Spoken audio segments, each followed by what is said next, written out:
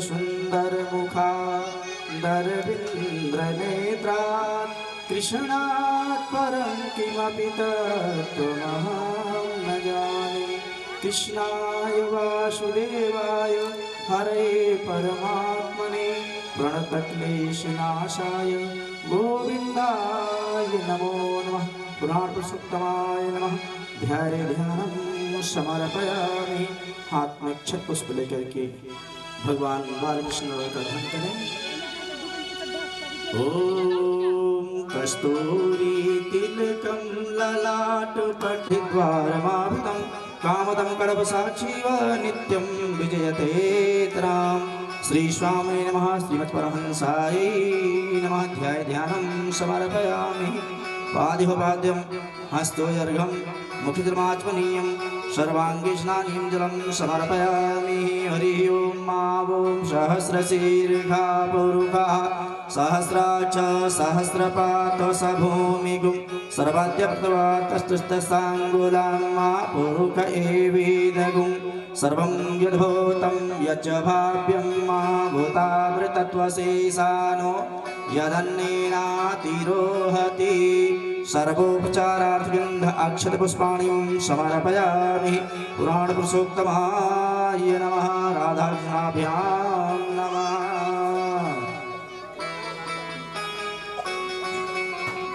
धूप दीप जलाएं।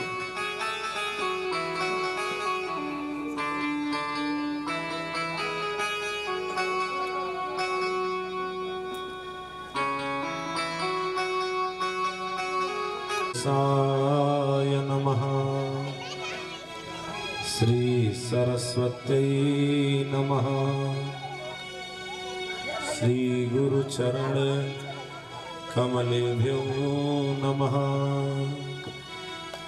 ध्येयं सदा परिभवग्नमभीष्टदोहं तीर्थस्पदं शिवविरिञ्च नुतं शरण्यं वृत्यार्तिहं प्रणतपालभवाब्धिपोतं वन्दे महापुरुषते। गन्तुमीशेन पदमात्रं लङ्घनिर्यो महागिरिः स्वामिनः पदकारुण्यं शरणं मम केवलम्। श्री सीतानाथ समारम्भां श्रीरामानन्दार्य मध्यमाम् अस्मदाचार्य पर्यन्तां वन्दे गुरुं परम्पराम्। उल्लङ्घ्य सिन्धोः सलिलं सलीलं यः शोकवह्नि जनकात्मजाया आदाय तेनैव ददाह लङ्कां नमामि तं प्राञ्जलराञ्जलिं। जय जय माखन चोर भक्ति भक्त भगवंत गुरु चतुर नाम बपु एक तिनके पद बंदन किए नासत बीनने। जिनकी सेवा भाव से मुग्ध भये श्री राम ऐसे उन बजरंग को बारंबार प्रणाम।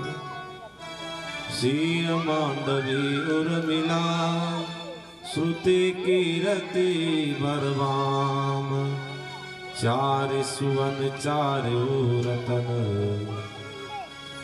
तुलसी करत प्रणाम। अपने अपने घरन की सब काहू को वीर पर तुम्हें वीर सब घरन की धन्य धन्य रघुवीर। बोलिए भक्त और भगवान की भागवत भगवान की श्री हनुमान जी महाराज की सकल श्रोता समाज की जय जय श्री राधे। अनंत अनंत पूज्य ब्रह्मांड नायक सर्वेश्वर जगदीश्वर जगदाधार जगत नियंता भगवान स्वयं परमादरणीय विद्वद्वृंद भगवत कथा रसास्वादन करने वाले कुशल श्रोता महानुभाव एवं सती सीता अनुसुईया के चरित्रों को चरितार्थ करने वाली भारतीय देवियां एवं भारत के कर्णधार नन्हे मुन्ने बच्चे जैसी सनातन धन मंच की मंजुल मंगल परंपरा है, उस परंपरा का निर्वाह करते हुए अपने मन वाणी को पवित्र करने के लिए तथा स्थिति को कथा के अनुरूप बनाने के लिए हमें बड़ी श्रद्धा और स्नेह के साथ कुछ क्षण भगवत नाम संकीर्तन तत्पश्चात था शुभ कथा।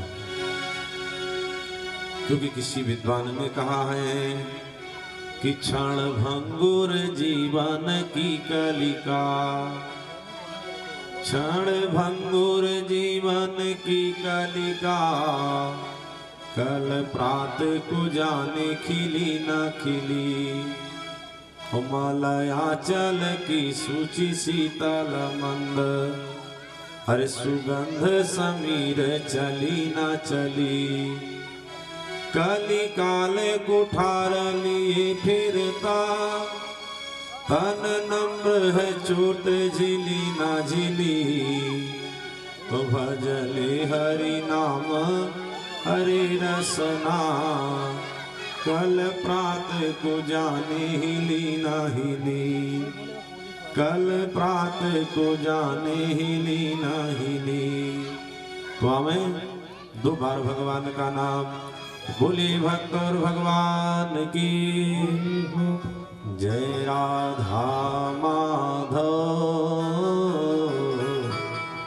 जय कुंज बिहारी,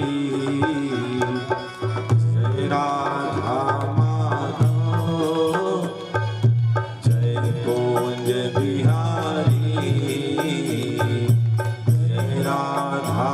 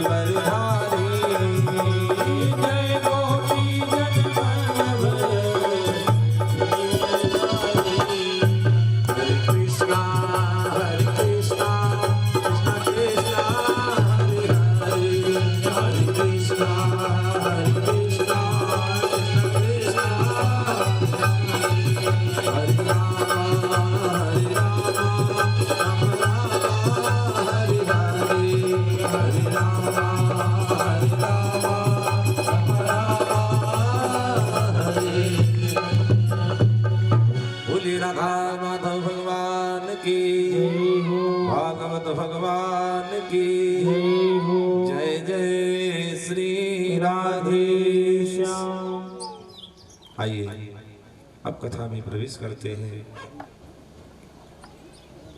भाग्योदयेन बहुजन्म समर्जितेन सत्संगमं च लभते पुरुषो यदा वै।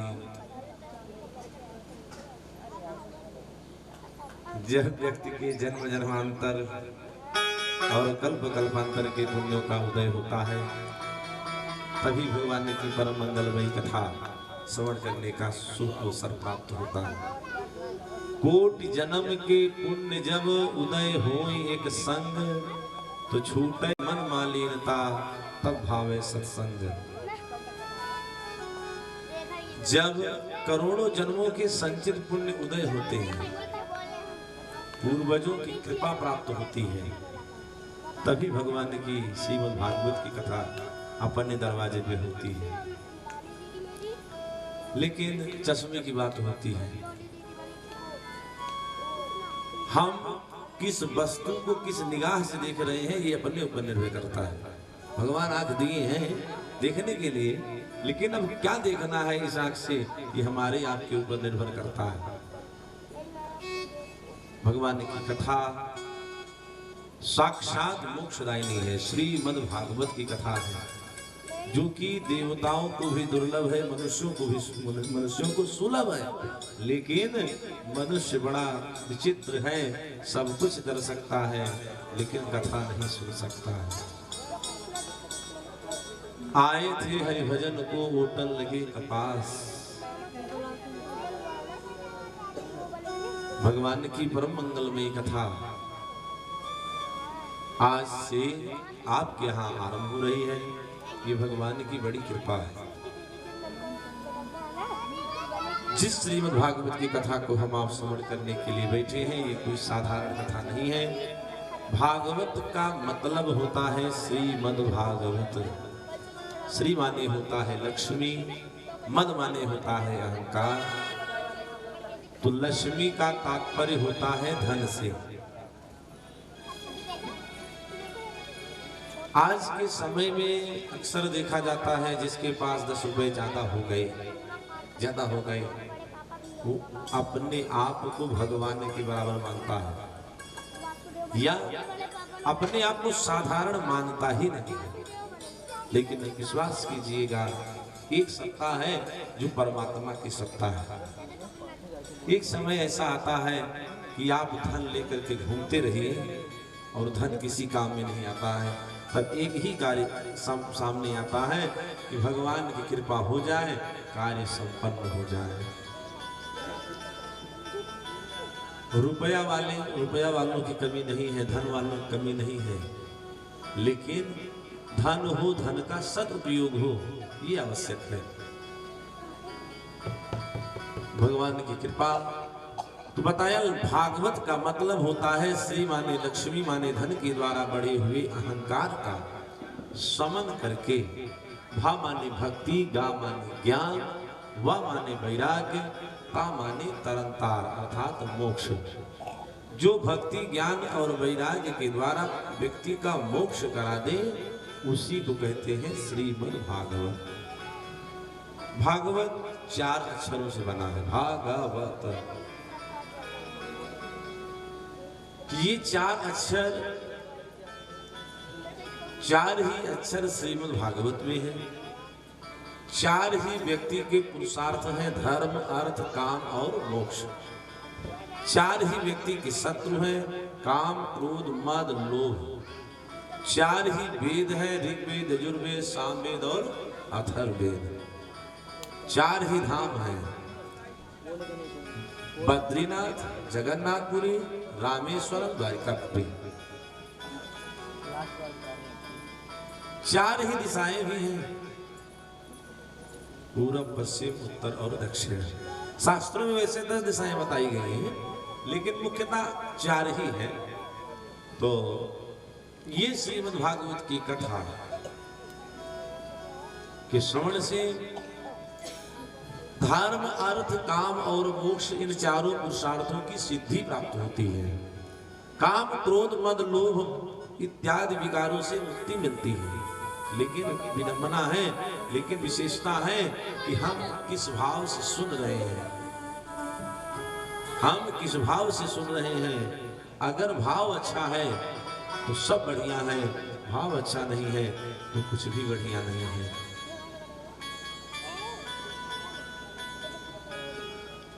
कर्म तेरा अच्छा है तो किस्मत तेरी दासी है। मन तेरा चंगा है, मन तेरा अच्छा है तो यही मथुरा यही काशी है, कहीं जाने की जरूरत नहीं है। श्रीमद् भागवत का लेखन श्रीमद् वेद व्यास जी महाराज ने किया। सर्वप्रथम व्यास जी ने नारद जी के द्वारा बताए गए 4 श्लोक, चतुश्लोकी भागवत का रूपांतरण 18,000 श्लोक में किया। जब 18,000 श्लोक का रूपांतरण किया, संतों ने निवेदन किया कि बाबा इस संसार में विद्वान बहुत है, लेकिन किसी में इतनी सामर्थ्य नहीं है कि एक बार बैठे और 18,000 श्लोक का पाठ एक साथ करके उठे। ये असंभव है।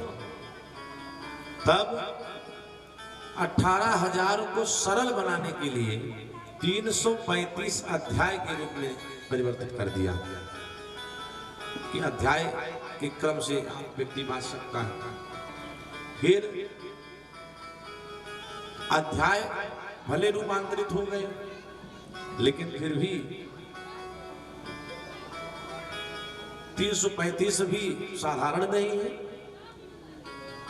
तो 12 स्कंधों में रूपांतरित किया। फिर जब पूरे भागवत का लेखन हो गया तो संतों ने निवेदन किया व्यास जी से कि हे व्यास जी महाराज, आगे कलिकाल आ रहा है और कलयुग के प्राणी बड़े विचित्र हैं, बड़े विचित्र हैं कि अगर किसी से आप कहिए कि आप सवेरे उठ के एक अगरबत्ती भगवान को लगा दिया करो, तो अगरबत्ती लगावेंगे कि नहीं लगावेंगे उनके ऊपर निर्भर करता है। लेकिन ये पहले पूछेंगे कि महाराज फायदा क्या हो। तो बिना फायदा के जब कोई अगरबत्ती लगाने को तैयार नहीं है तो कथा वार्ता कौन सुनेगा। आज की दुनिया अर्थ की दुनिया है, जहां फायदा है व्यक्ति वहीं टिकता है, और जहां फायदा नहीं है वहां से सरक लेता है।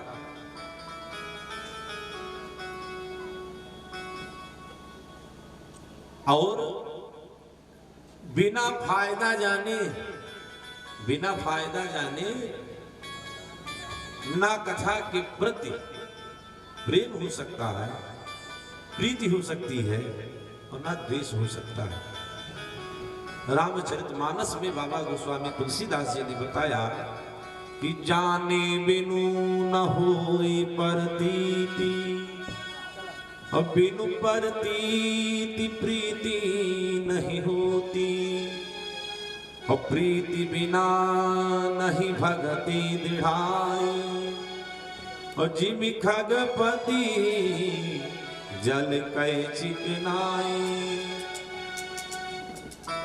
जाने बिन न होई प्रतीति। अगर आपके यहाँ या समाज में आप जा रहे हैं, कहीं भी जा रहे हैं, तो अक्सर देखा जाता है कभी रोड के किनारे या कहीं भी एक्सीडेंट इत्यादि हो जाते हैं, तो जिससे आपका परिचय है, जिसको आप पहचान रहे हैं, तो जिसको आप पहचान रहे हैं उसको देख करके आपको तकलीफ होगी कि बेचारा लड़ गया। कुछ ना कुछ मदद भी करने की इच्छा होती है, लेकिन जिससे परिचय नहीं है उसके पास व्यक्ति ठहरने को भी नहीं तैयार होता है, बल्कि उल्टा लोग कहते हैं जाने दो, नशा वशा करके गिर गया होगा। क्योंकि विडंबना है। विडंबना ये है कि हमारा उससे परिचय नहीं है, अगर परिचय होता हम ऐसी बात ना सोचते। तो जाने बिनु न होई प्रतीति, और बिनु प्रतीति प्रीति नहीं होती, और प्रीति बिना नहीं भगति दृढ़ाई, और जिमि खगपति जल कै चिकनाई। तब श्रीमद् भागवत के महात्म का लेखन महाराज श्री वेद व्यास जी ने किया 6 अध्याय में, कि सच्चिदानंद रूपाय विश्वोत्पत्त्यादि हेतवे तापत्रय विनाशाय श्री कृष्णाय वयं नमः। इस श्लोक में भगवान का मंगलाचरण किया गया है। भगवान का मंगलाचरण किया गया है और भगवान का मंगलाचरण इस प्रकार से किया गया है कि इस संसार में भगवान की पूजा करने वाले बहुत प्रकार के लोग हैं। कितने लोग हैं भगवान की पूजा करते हैं कि भगवान बहुत सुंदर लगते हैं इसलिए पूजा करते हैं। कितने लोग इसलिए पूजा करते हैं कि भगवान की कृपा अपरंपार है इसलिए पूजा करते हैं। और कितने लोग इसलिए पूजा करते हैं कि भगवान के गुण कर्म अच्छे हैं इसलिए पूजा करते हैं। तो बताया कि मान लो कोई भगवान के स्वरूप की पूजा करना चाहता है तो भगवान का स्वरूप कैसा है, तो बताया सच्चिदानंद रूपाय। भगवान का स्वरूप है सत धन चित धन आनंद, माने सच्चिदानंद। अब सत्य किसे कहते हैं, चित किसे कहते हैं, आनंद किसे कहते हैं? सत्य उसे कहते हैं जिसका कभी विनाश नहीं होता। तो विनाश किसका नहीं होता है? विनाश नहीं होता है भगवान का, भगवान के नाम का, भगवान के स्वरूप का। कि सत्यव्रतम सत्य परम ति सत्यम सत्यस्य योनिं निहितं च सत्ये सत्यस्य सत्यं मृत सत्य नेत्रम् और सत्यात्मकां शरणं प्रपन्ना। भगवान का नाम सत्य है, स्वरूप सत्य है, व्रत सत्य है, कर्म सत्य है, गुण सत्य है। लेकिन इस बात का बोध व्यक्ति को होता नहीं है। जानते सब हैं लेकिन मानता कोई नहीं है। जब अर्थी लेकर के चलेंगे तो सारी दुनिया कहती है राम नाम सत्य है, लेकिन भले बोलते हैं लेकिन मानता कोई नहीं। क्यों? क्योंकि जैसे आपने देखा होगा तंबाकू का डब्बा आता है, तंबाकू का डब्बा आता है, तंबाकू के डब्बे पर बड़ा समूह बनाए रहते हैं कैंसर का, और नीचे लिखे भी रहते हैं कि तंबाकू जानलेवा है। लेकिन ना खाने वाले कमजोर पड़ रहे हैं और ना बनाने वाले कमजोर पड़ रहे हैं। जान सब रहे हैं, बता भी रहे हैं, लेकिन कोई माने तब ना। जैसे 2 दूनी 4 होता है, लेकिन माने तो, जो नहीं मानना है तो चाहे जितना रटाओ नहीं मानेंगे। तो सत कहिए जो बिन से नाही, सत्य उसे कहते हैं जिसका कभी विनाश नहीं। और चित चैतन्य सकल जग माही, चित का तात्पर्य चैतन्यता से है। और आनंद घट घट करई आनंदा, और ताकहु नाम सच्चिदानंदा। आनंद भी स्वतः आत्मा की अनुभूति है जो परमात्मा का स्वयं स्वरूप है। जब भगवान की कृपा होती है तभी आनंद की प्राप्ति होती है। संतों ने निवेदन किया महाराज मान लो भगवान का स्वरूप बहुत अच्छा है, लेकिन अगर कर्म अच्छे ना हो तो स्वरूप के पुजारी सब नहीं है। क्योंकि अक्सर देखा जाता है बाजार में जो वस्तु ज्यादा चमक मारती है वो वतन बेकार होती है। इसलिए आप ये बताइए कि भगवान का कर्म कैसा है। तो बताया विश्वोत्पत्त्यादि हेतवे, संसार की सृष्टि पालन और संहार का कार्य करते हैं। तो कहा मान लो भगवान के स्वरूप भी अच्छे हैं, कर्म भी अच्छा है, तो अगर ऐसे परमात्मा का हम ध्यान करें तो फायदा। तो बताया कि तापत्रय विनाशाय श्री कृष्णाय वयं नमः। जो व्यक्ति के जीवन के 3 प्रकार के ताप हैं वो तीनों तापों को नष्ट करने की सामर्थ्य परमात्मा में। कि दैहिक दैविक भौतिक तापा और राम राज नहीं काहू ही व्यापा। बताया कि जिन परमात्मा का स्वरूप सच्चिदानंद स्वरूप है, जिन परमात्मा का कर्म संसार की सृष्टि पालन और संहार करना है, जिन परमात्मा का भजन करने से 3 प्रकार के तापों का नाश होता है, ऐसे श्री कृष्ण को वयम महा हम सब नमस्कार करते हैं। बोले कृष्णचंद्र भगवान की। फिर दूसरे श्लोक में भागवत के परम वक्ता श्री सुखदेव जी का वंदना किया गया कि यम प्रव्रजन्तम अनुपेतमपैत कृत्यम द्वैपायनो विरह कातरया जुहाव पुत्रेति तन्मयतया कर्मोऽभिनेदुस् तं सर्वभूत हृदयं मुनिमानतोऽस्मि। कि 12वें बरस पैदा हुए हरे नराल पेटे अंग, गृह छोड़ी वन भाग चले लगे व्यास मुनि संग। तो तरु तरुणी उत्तर दियो हरे जपहु जाई हरि नाम। ऐसे श्री सुखदेव को बारंबार प्रणाम, बारंबार प्रणाम। बोले सुखदेव जी महाराज की। फिर महाराज श्री वेद व्यास जी ने भागवत के महात्म्य में बताया कि हे संतों, नैमिषारण्य का पावन तीर्थ है जहां पर 88,000 महात्मा श्री सूत जी को प्रधान वक्ता के रूप में निश्चित किया है और सौनक जी प्रधान श्रोता के रूप में बाकी 88,000 महात्मा बैठ करके कथा सुन रहे हैं।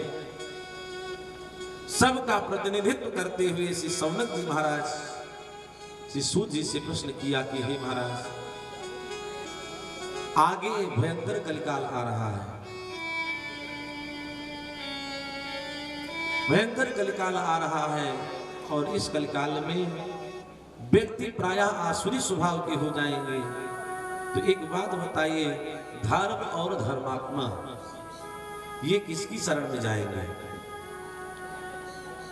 महाराज श्री सूत जी ने बताया कि हे सौनक, एतस्माद् परम किंचिन मनः शुद्धै न विद्यते जन्मांतरे भवेत् पुण्यम तदा भागवतं लभेत्। कहा हे सौनक, इस संसार में धर्म और धर्मात्मा के लिए अगर कोई बढ़िया साधन है तो वो है श्रीमद् भागवत की कथा, भगवान की कथा, भगवान का जाप, भगवान की पूजा। महाराज श्री सूत जी ने बताया कि हे सौनक, जिस कथा को मनुष्य बहुत साधारण समझता है, ये कथा साधारण नहीं है, इसके लिए देवता लालायित हैं। देवता आए लेकिन देवताओं को प्राप्त नहीं हुआ। जिस समय महाराज श्री सुखदेव जी परीक्षित को कथा सुनाने के लिए उपस्थित हुए, देवता लोग अपने हाथों में अमृत का कलश लेकर के आए। श्री सुखदेव जी महाराज से निवेदन किया कि हे महाराज, हमने सुना कि आज के 7वें दिन परीक्षित की तक्षक नाम के सर्प के द्वारा डसने से मृत्यु हो जाएगी, इसलिए हमारा निवेदन है कि आप इनको कथा सुना करके अमरहित करना चाहते हैं तो एक काम कीजिए, 7 दिन का समय नष्ट मत कीजिए, यही अमृत पिला दीजिए, राजा अमर हो जाएंगे। सुखदेव जी महाराज सावधान हो गए, क्योंकि नियम है कि अपने से बड़ा व्यक्ति, अपने से श्रेष्ठ व्यक्ति अगर आपको प्रणाम करने लगे तो इसका मतलब ये नहीं है कि वो अपनी मर्जी से प्रणाम कर रहा है। आपसे श्रेष्ठ व्यक्ति अगर आपको प्रणाम कर रहा है तो वो आपको प्रणाम नहीं कर रहा है, अपने स्वार्थ को प्रणाम कर रहा है। क्योंकि श्रेष्ठ व्यक्ति अगर झुकता है तो अपने स्वार्थ के लिए, इसके अलावा झुकने वाला नहीं है। सुखदेव जी महाराज विचार किया कि जो देवता बिना ध्यान के, बिना आवाहन के कभी पूजा पाठ में नहीं आते, अगर वह देवता स्वतः आ रहे हैं तो कौनो न कौनो स्वार्थ है।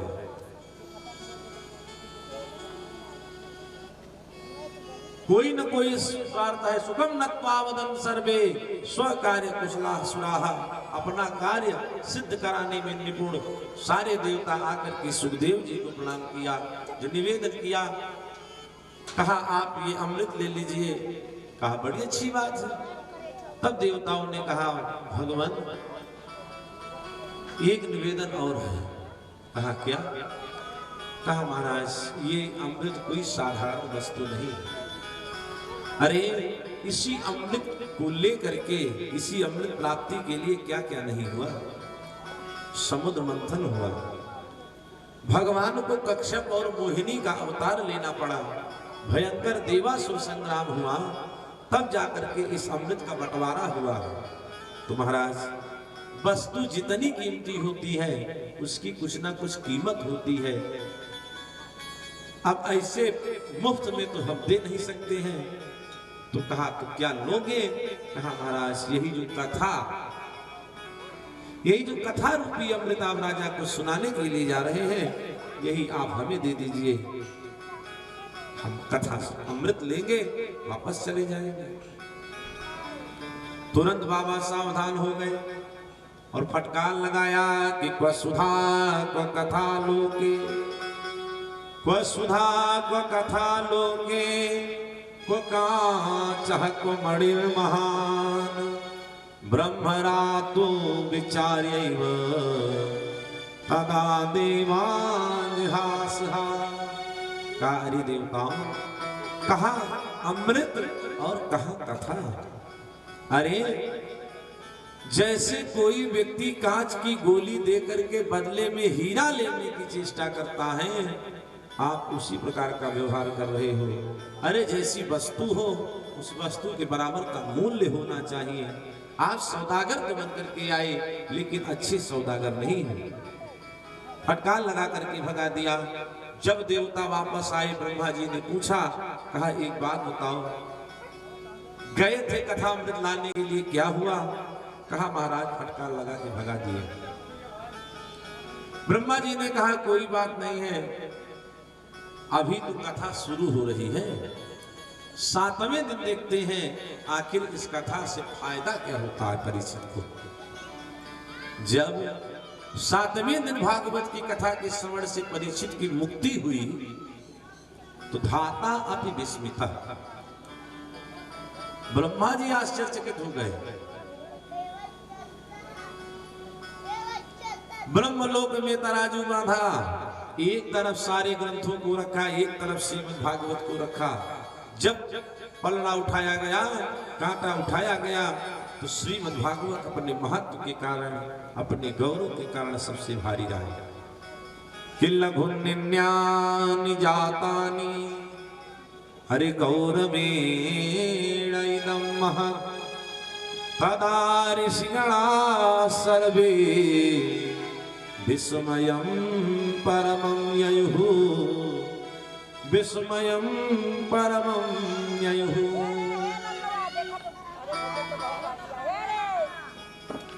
तब महाराज श्री सौनक जी ने पूछा श्री सूत जी महाराज से कि हे भगवान एक बात बताइए, ये 7 दिन की कथा की प्रक्रिया कहां से प्रारंभ हुई?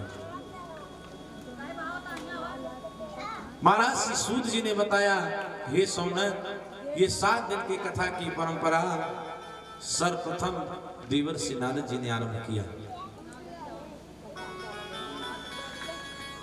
देवर्षि नारद जी ने आरंभ किया। शौनक जी ने पूछा क्यों प्रयोजन?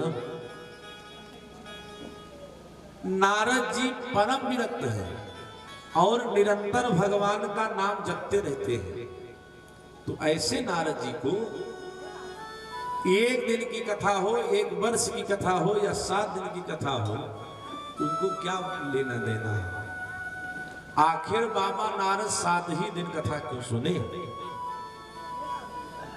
दूसरा प्रश्न पूछा कि भगवान एक बात बताइए, जिन नारद जी को दक्ष का श्राप मिला है कि एक गाय जितनी देर में दुही जाती है उससे ज्यादा कहीं एक जगह पर टिकते नहीं है, तो ऐसे नारद जी 7 दिन तक एक जगह बैठ के कथा कैसे सुने? तीसरा प्रश्न किया कि भगवान प्रत्येक कथा का पूजा पाठ का एक उद्देश्य होता है कि किस उद्देश्य की पूर्ति के लिए कथा हो रही है। अभी कार्ड छपाया जाता है तो कार्ड में लिखाना पड़ता है कि आखिर भागवत कथा किस उद्देश्य से, किस निमित्त से हो रही है। या कोई भी पूजा पाठ है, भोज भंडारा हो रहा है, उसमें लोगों को बताना पड़ता है कि हम किस उद्देश्य से कर रहे हैं।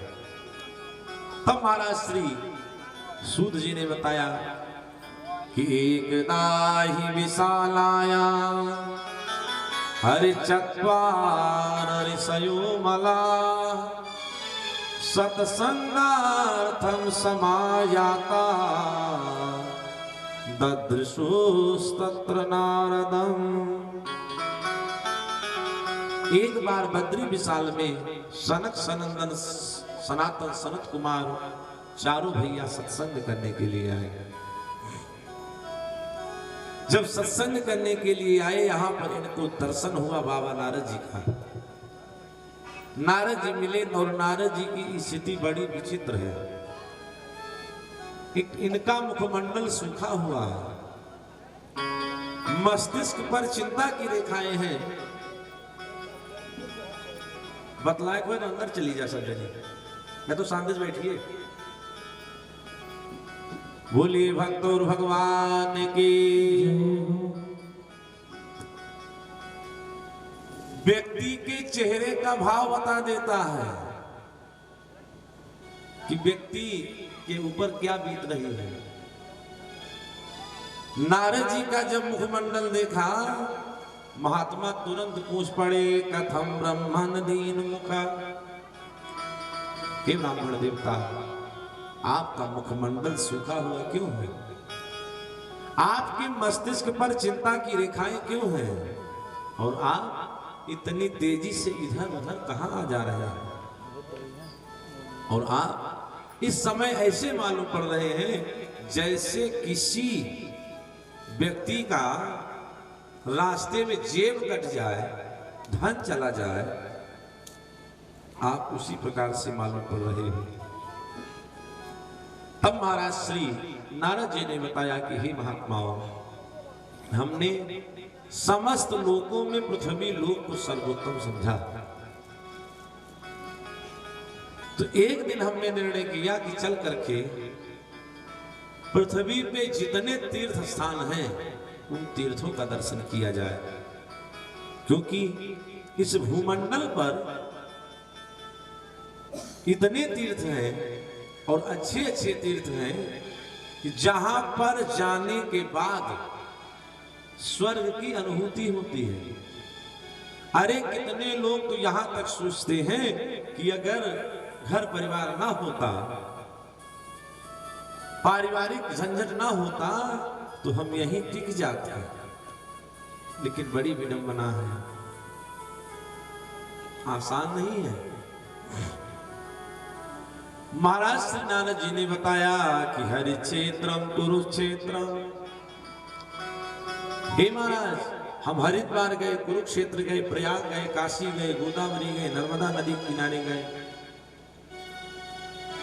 सेतु बंधु रामेश्वरम गए, एवं आदिषु तीर्थेषु भ्रममाण इतस्ततः। इसके अलावा पृथ्वी पर जितने तीर्थ हैं उन सारे तीर्थों का दर्शन किया। लेकिन हे महाराज, हमें हमारे मन को शांति नहीं मिली। कहा क्यों नहीं मिली? कहा महाराज जब हम तीर्थों में गए तो वहां की दशा बड़ी विचित्र है, बड़ी विचित्र दिखाई पड़ी कि मंदिर में पैसा लेकर के भगवान का दर्शन कराया जा रहा है और प्रसाद व्यक्ति का कपड़ा दे के दिया जा रहा है कि अगर साधारण व्यक्ति कोई जा रहा है तो उसको इलायची दाना दिया जा रहा है और क्यों 10 रुपया दे दे तो पुजारी जी सीधा लड्डू ला करके देते हैं। भगवानों के मंदिर में भेदभाव है। कहा स्थिति बड़ी विचित्र थी महाराज, मन बड़ा अशांत हो गया, लेकिन फिर भी ये था मन में भाव बना कोई बात नहीं है, तीर्थ है तो मान लो कर्म अच्छे नहीं है लेकिन वास्तु तीर्थ में है, जैसे तैसे येन केन विधि भगवान की पूजा लोग कर रहे हैं। फिर विचार किया कि चल करके गृहस्थों के यहां देखें, गृहस्थों के यहां नारद जी बताए कि हे महात्मा, जब हम गृहस्थों के यहां गए तो जो देखा तो गृहस्थों के यहाँ की दशा बड़ी विचित्र है कि तरुणी प्रभुतागे है श्यालको बुद्धिदायक कन्या विक्रयणो लोभा दंपति नाम चकलकनम। आज घर में क्या प्रत्येक घर के मालिक नहीं है, मलकिन है। मालिक की हिम्मत नहीं है मलकिन के खिलाफ चला जाए, बंद हो जाए, क्योंकि बंद हो नारी पद कमल और सदा जोर कर दो, इनके रूठे पै सदा एकादशी व्रत हो, एकादशी व्रत हो। अरे यही नहीं, राशन कार्ड मलकिन के नाम है, गैस सिलेंडर मलकिन के नाम में लगवा, यही नहीं जो घर भी मिल रहा है वो मलकिन के नाम। और लोग यहां तक कर रहे हैं, जगह जमीन अगर ले रहे हैं वो मलकिन के नाम। हिम्मत ना है अपने नाम पे ले लिए।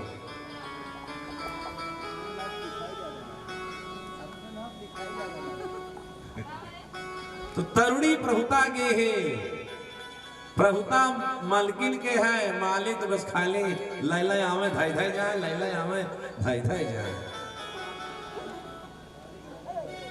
और श्यालको बुद्धिदायक है,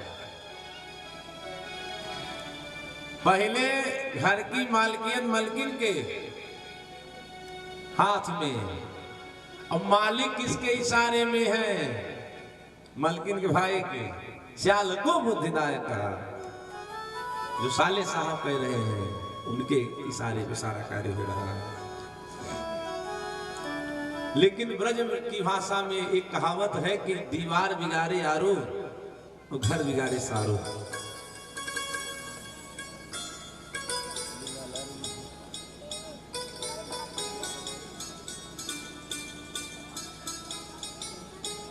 बताया महाराज बड़ी विडंबना है, अक्सर घरों में देखा जा रहा है कि माता पिता की सेवा लोग तब तक कर रहे हैं जब तक विवाह नहीं हो गया है। विवाह भी हो गया, मान लो देवी जी आ गई तो देवी जी तब तक माता पिता की सेवा कर रही हैं जब तक चाबी ना मिल जाए। जिस दिन चाबी मिल गई उसी दिन माता पिता की खटिया या तो किसी खेत में और नहीं तो तीर्थ स्थान पे। अरे आज की स्थिति बड़ी विचित्र है कि उदर मराखी रही नव माहले। अरे उदर मराखी रही नव माहले। अरे गर्भ कई भार उठावती माई और जन्म भवा को रवालई के निज स्तन पान करावती माई। दुख यो सुख में साथे रही जननी और खवाई पियाई सयान बनाई। लेकिन आई गई दूसरे घर गए। लेकिन आई गई दूसरे घर गए जब से अपन घर माँ कड़ुई भाई माई। अपने घर माँ कड़ुई भाई माई कि पढ़ के अंग्रेजी कहाएंगे साहब होटल पे मद पान करेंगे। करी खंडन तीर्थ मंदिर का नहीं शास्त्र के बात पर ध्यान धरेंगे। अरे साले सलाही भाई घर गए और माता पिता कई न मान करेंगे। कभी चंचल नारी पराई चाहे घर की घरनी कई न मान करेंगे। घर की घरनी कई न मान करेंगे। स्थिति बड़ी विचित्र है कि जिन माँ के शासन से पूरा घर चलता था आज वही माई चुप कराई जाती है। माई तो कहाँ जाना, तो कहाँ जाना। लेकिन विश्वास कीजिएगा जो वो जितना वो माँ जानती है उतना आप नहीं जान सकते हो। भले ही आपकी माँ आपके पिता भाई आपसे हो सकता है एक आध किताब कम पढ़े हो, लेकिन उम्र का जो अनुभव उनके पास है वो इस संसार में और किसी के पास नहीं मिलेगा। और बच्चे का सबसे बड़ा अगर हितैषी कोई है तो एक है माता और पिता। इसके अलावा संसार में दूसरा कोई है ही नहीं।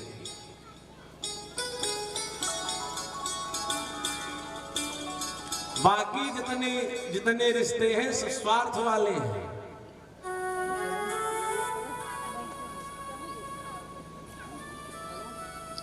तरुणी प्रभुता गे हे श्याल को बुद्धिदाय कहा।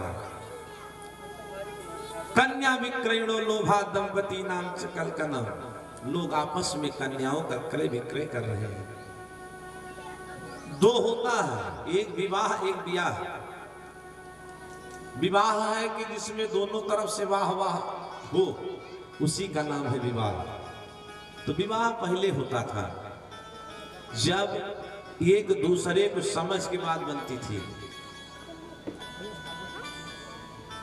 कि अपनी भी मर्यादा बनी रहे और जो कन्या दे रहा है उसकी भी मर्यादा बनी रहे। बल्कि लोग बाबूजी ले लेते थे, लेकिन आज कितने लोग समाज में हैं कि सीधा तराजू लेके बैठे हैं। इतना नियम करा नहीं ब्याह ना करा बेटा।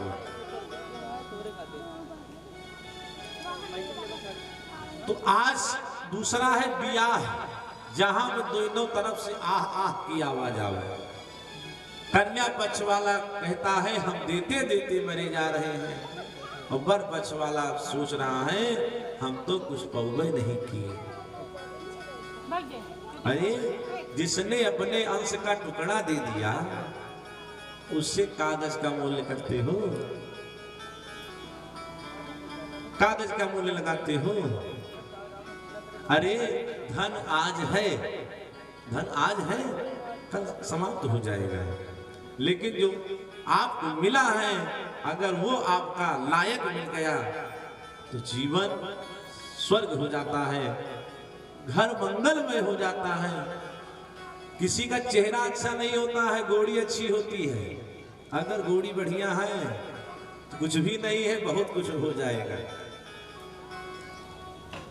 तो बताया कन्या विक्रयणो लोभा, लोग आपस में कन्याओं का क्रय विक्रय कर रहे हैं और जितने कार्य हो रहे हैं ये दोनों पति पत्नी की सहमति से, लेकिन अच्छा हो इसलिए रहे हैं कि सुख मिले, आनंद मिले, लेकिन फिर भी सुखी नहीं है। दंपति नाम कलकनम, संध्या सवेरे आपस में खटपट मची है, कोई किसी की सुनने को तैयार नहीं है। मलकिन पावती है, मालिक डांटे पड़ी है, मालिक पावत है, मलकिन डांटे पड़ा है। नारद जी बताए कि हे महात्माओं, जब इस प्रकार का दृश्य हमने गृहस्थों के यहाँ देखा, हमारा मन बड़ा अशांत हो गया। तब हमने निर्णय किया अब वहां चलना चाहिए जहां से अभी कुछ समय पहले भगवान अपनी लीला समाप्त करके गोलोक धाम को गए हैं। नारद जी बताए कि हे महात्माओं, जब उस परम पावन धाम वृंदावन में हमने प्रवेश किया तो वहां पर क्या देखा कि एक नव युवती स्त्री बैठ करके रो रही है। उसके अगल बगल दो वृद्ध पुरुष पड़े हैं। पहले हमने जाने का प्रयास किया, लेकिन जब महिला मंडल का समाज देखा तो वापस आने लगे। तब उस देवी ने निवेदन किया कि भो भो साधु क्षणं तिष्ठ मच्चिन्तामपि नाशय दर्शनं तव लोकस्य सर्वथा अघहरं परम्। हे महात्मन, आप क्षण भर के लिए ठहर जाइए, क्योंकि आप जैसे संतों का दर्शन मात्र से व्यक्ति का कल्याण हो जाता है। व्यक्ति का कल्याण हो जाता है। अगर सेवा शुश्रूषा करने को मिले तो बात ही क्या। अब नारद जी विचार किए कि एक तो पराया स्थान, दूसरा मदद मांगने वाली स्त्री, तो कभी भी अपरिचित जगह पर बिना परिचय के, बिना परिचय लिए किसी की मदद भी करना बहुत अच्छी बात नहीं है। आप मदद करने की सोचो, कौन सा कलंक लगा दिए कौनो पता नहीं है। तो नारद जी सबसे पहले पूछे, देवी काशित्वम कारिणोचे मां का नार्या पद्मलोचना वद देवी सविस्तारम सुस्य दुःखस्य कारणम। हे देवी, आप कौन हो? ये दोनों जो वृद्ध पुरुष ये कौन है और आपका इनसे रिश्ता क्या है? और ये जो सैकड़ों स्त्रियां बैठी हैं ये कौन है?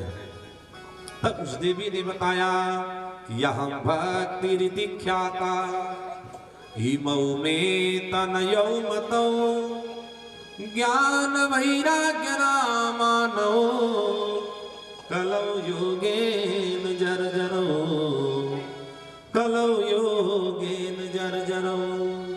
हे नारद बाबा, हमारा नाम भक्ति है। ये दोनों जो वृद्ध पुरुष पड़े हैं ये कोई और नहीं, हमारे पुत्र है। एक का नाम है ज्ञान, एक का नाम है वैराग्य। और हे महाराज, हमारा जन्म द्रविड़ देश में हुआ। कर्नाटक में मैं वृद्धि को प्राप्त हुई, महाराष्ट्र में कहीं कहीं हमें सम्मान मिला, लेकिन गुजरात में हमें बुढ़ापे ने आ घेरा। जब गुजरात में पाखंडियों के पाखंड के द्वारा मैं निस्तेज हो गई तो हे बाबा, मैं इस परम पावन धाम वृंदावन में आई।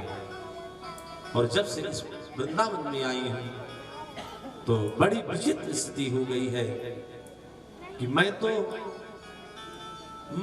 स्वस्थ हो गई हूं, लेकिन हमारे बच्चे अस्वस्थ हो गए हैं। और हे बाबा, हमें और किसी वस्तु का, किसी बात का दुख नहीं है। दुख केवल एक ही है कि जैसा संसार का क्रम होता है कि माता पिता बूढ़े